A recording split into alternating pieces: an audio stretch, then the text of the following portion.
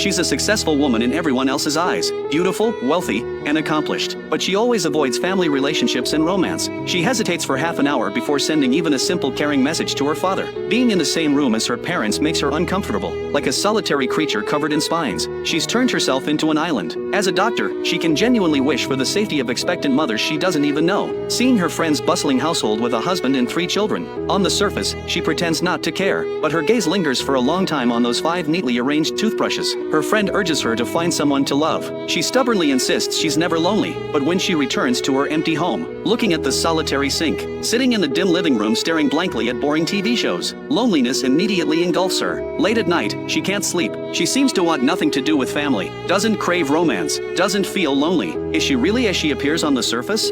In reality, all her coldness is an act. In her eyes, loneliness is shameful. Anyone who tries to understand her inner world immediately triggers all her defenses. The root of all this lies in a car accident from her childhood. She once craved family love too, yearned for romance, but after the accident, her mother refused rehabilitation. Completely bedridden and paralyzed, her father was completely different. This seemingly ordinary man single-handedly held this broken family together. For years, he completely deferred to his paralyzed wife, carefully protecting her dignity, giving her medicine, checking her blood pressure, trying to make her smile, coming home from work to shop for groceries, cook, and clean. So many daily tasks he had to write them down in a notebook. Yet he never complained once. He still loved his wife and children just as he did when he was young. A simple "you're working so hard" from his son could make him happy for hours. To keep his wife from being lonely, he quit his job right before retirement to stay home and keep her company. He'd pull out his wife's clothes from when she was younger. Even though her body had changed and they were tight on her, he'd still earnestly compliment her, saying "you look beautiful." When he heard his wife dreamed of blue ocean waters, he immediately ran to the travel agency. Despite the expensive cost, he bought the most luxurious oceanside vacation package. Even so,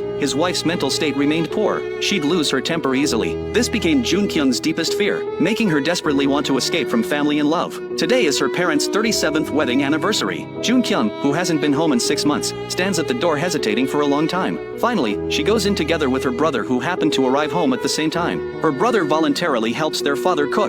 Jun Kyung sits at the dining table keeping her mother company. The atmosphere is extremely awkward. She tries to break the silence by asking if her mother needs anything, but receives only a cold response. Her father has carefully prepared a table full of food. At the dinner table, he recalls their first wedding anniversary. His wife just says flatly that she doesn't remember. This immediately makes the dinner atmosphere turn frigid. Just as her father is about to raise a toast, he's coldly interrupted by her mother. This long-anticipated family gathering ultimately ends in an unpleasant atmosphere, leaving behind a table full of carefully prepared dinner that's barely been touched. As she's